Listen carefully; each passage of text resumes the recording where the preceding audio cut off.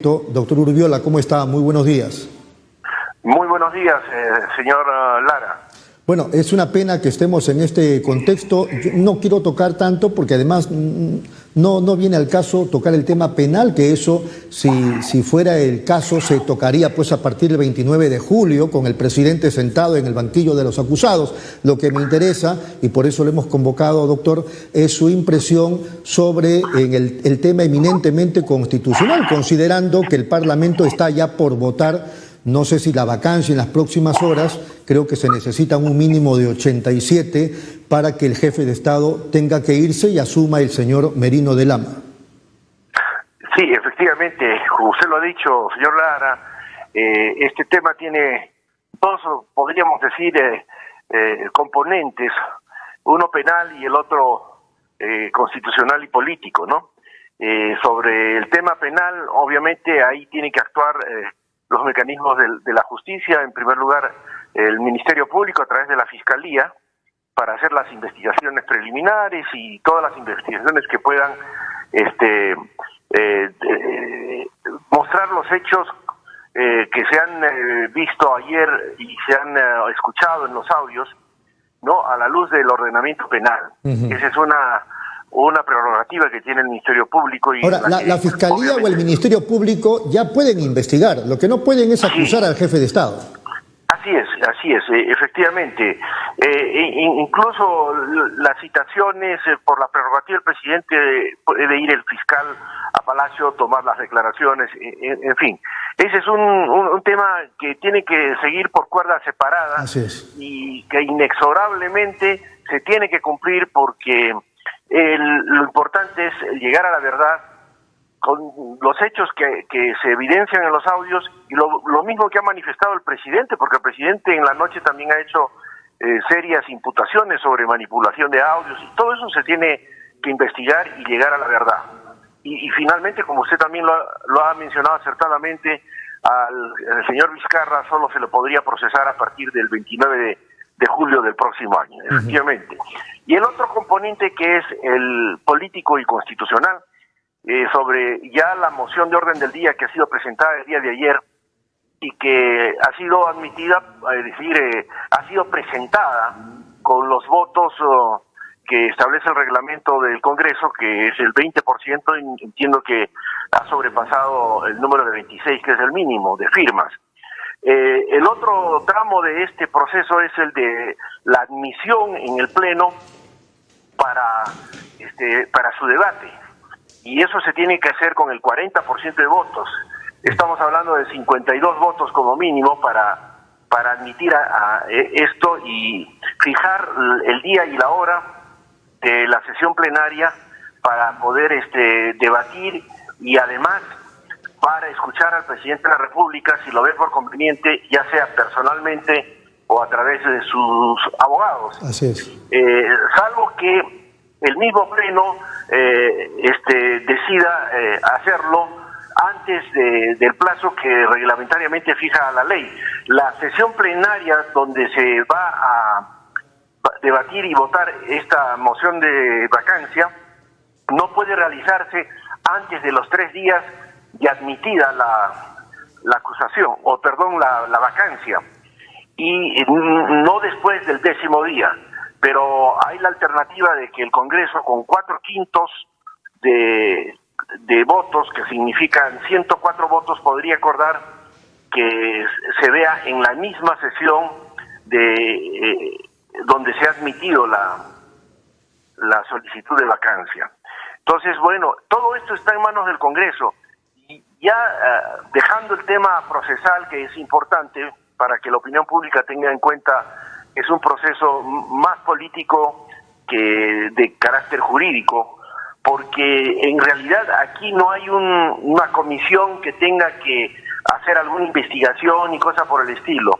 De frente esto lo ve el Pleno, ¿no?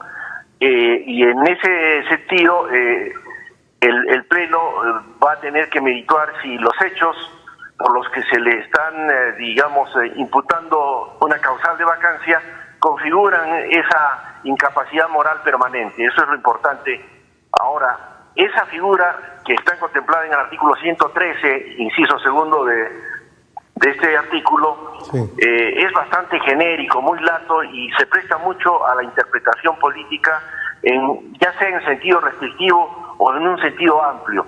Es en realidad una situación eminentemente, digamos, política, pero que requiere también mucha mesura, ponderación y serenidad para actuar en este caso, porque no solamente se puede considerar, digamos, la potestad que tiene el Congreso de interpretar estos hechos como causal de vacancia, sino el Congreso está también en la obligación de ver que su decisión en un momento como el que está pasando el Perú, con una pandemia, con una crisis económica que ha generado desempleo y mayor crecimiento de la pobreza, creo que eso no es conveniente y en función a todas estas circunstancias, creo que el Congreso debe tomar una decisión acorde con los intereses nacionales. El doctor Omar Cairo nos acaba de decir que en este contexto que estamos viviendo, una vacancia sería inconstitucional de parte del Congreso. Él explica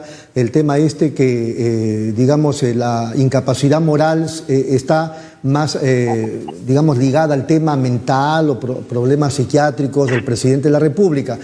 ¿Le parece a usted, desde sus conocimientos, doctor Urbiola, que estaríamos frente a una medida, la del Congreso, inconstitucional si lo vacaran al jefe de Estado? Mire, este es un tema bastante polémico, y no de ahora, de hace muchos años atrás. En realidad, esa es una puerta abierta para la arbitrariedad.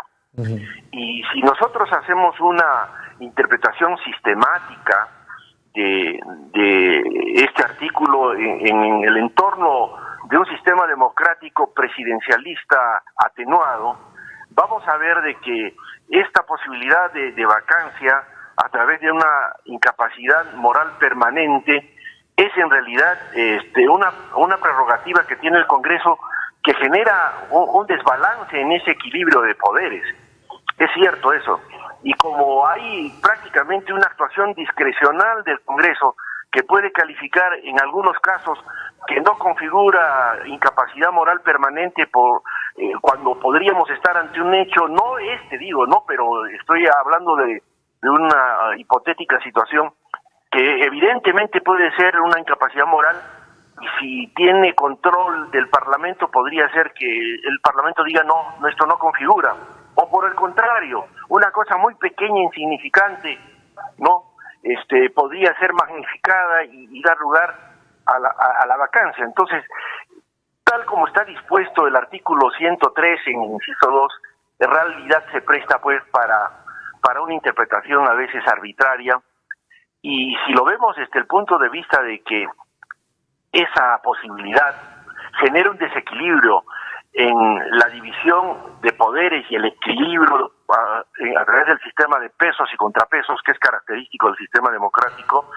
yo creo que se podría llegar a la conclusión de que el Congreso no podría tener tan amplia posibilidad de actuación y poner en riesgo la estabilidad de un régimen. Esto es importante que se analice y en el futuro podamos también llegar a una reforma para que no se generen estos desbalances y estas situaciones de crisis que hoy día nos están afectando, ¿no? Claro, yo sé, doctor, que son otros contextos y otras realidades, pero usted recordará que en el caso del presidente de los Estados Unidos, Bill Clinton, por mentir, casi lo vacan. Al final creo que pidió perdón, etcétera, etcétera. Pero en el caso peruano, da la impresión que estaría probado que el presidente le mintió al país con el caso de Richard Swing. ¿Ese elemento de la mentira no es, digamos, un elemento como para considerar la vacancia? Mire, yo creo que se interpreta incluso literalmente, no sistemáticamente, sino literalmente, vamos a llegar a la conclusión que lo que dice la Constitución es permanente incapacidad moral. Una mentira, a veces una mentira piadosa, no deja de ser mentira, pero no podría poner en una situación de que una persona que ha hecho una mentira piadosa es incapacitado permanentemente en el aspecto moral. Es un poco podríamos decir, de una manera muy arbitraria esa conducta para aplicarla o digamos asimilarla al precepto que contiene el inciso 2 del artículo 103, es decir, la permanente incapacidad moral como causal de vacancia. El otro tema de la interpretación sistemática es que para eso tendríamos que considerar que tenemos un sistema democrático presidencialista atenuado por la injerencia del legislativo, para contrarrestar lo que en los inicios de la República fue un sistema presidencialista muy fuerte, casi caudillista, y se fueron introduciendo en nuestro ordenamiento constitucional a lo largo de varias constituciones la posibilidad de que ese presidencialismo se atenúe con injerencia del Parlamento. Pero yo creo que este inciso del artículo 113 se va a un extremo con una imprecisión que en mi concepto también afecta a lo que es el principio de legalidad y el de tipicidad. Si bien este no es un proceso sancionatorio, sino es un proceso político de vacancia que es distinto, la prueba es que no hay una comisión investigadora en el Congreso ni cosa por el estilo, sino es de frente en el Pleno. No puede estar lejos de que se observen estos principios de legalidad y tipicidad, es decir, que se explicite más cuáles serían los límites que tiene este tema de la incapacidad moral permanente. Así es. Entonces, estamos ante una situación bastante delicada, pero que requiere por parte del Congreso y de los señores congresistas no apresuramiento, sino que analicen bien la situación, no solamente de este caso Swing, sino todo lo que está ocurriendo en el Perú en este momento y las consecuencias que pueda tener una decisión de este tipo en el más alto nivel de la conducción del Perú.